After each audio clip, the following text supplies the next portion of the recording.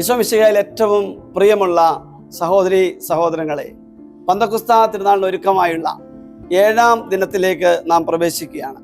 ഈ ദിനം ഈശോ പരിശുദ്ധാത്മാവിനെ കുറിച്ച് വ്യക്തമായി സംസാരിക്കുന്ന യോഹന്നാൻ സുവിശേഷത്തിലെ 14-ാം അധ്യായത്തിലെ 2 വചനങ്ങൾ നമ്മൾ ഈ ദിനത്തിൻ്റെ ധ്യാനത്തിനായി സ്വീകരിക്കുകയാണ്.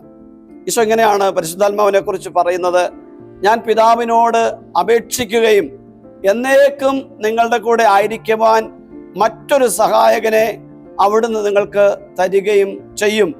പ്രിയപ്പെട്ടവരെ, ഈശോ തൻ്റെ ആത്മാവിനെ നമുക്ക് നൽകിക്കൊണ്ട് പറയുന്ന പേര് സഹായകൻ.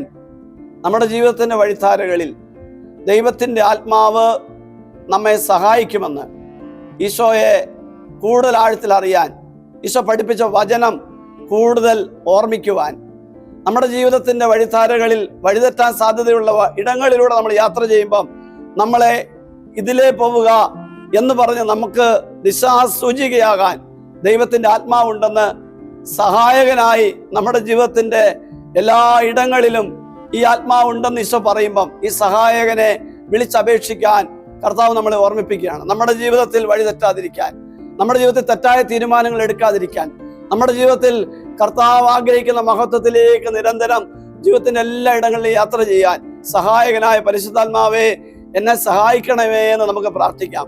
ദൈവം ആഗ്രഹിക്കുന്നുണ്ട് തൻ്റെ സഹായം തേടുന്ന മക്കളുണ്ടോ എന്ന്. ആ സഹായം തേടുന്നവരിലേക്ക് സഹായഹസ്തവുമായി എത്തുന്ന ദൈവത്തിൻ്റെ ആത്മാവിനെ ഈ ദിനങ്ങളിൽ നമുക്ക് കൂടുതൽ ആശ്രയിക്കാം. ദൈവത്തിൻ്റെ ആത്മാവ് നമ്മളെ വഴി നടത്തട്ടെ, നമ്മുടെ കുഞ്ഞുങ്ങളെ വഴി നടത്തട്ടെ, നമ്മുടെ ജീവിതങ്ങൾക്ക് മാർഗദർശിയായി, ആശ്വാസകനായി, സംരക്ഷകനായി ഈ ആത്മാവ് നമ്മളെ നയിക്കട്ടെ. ആമേൻ.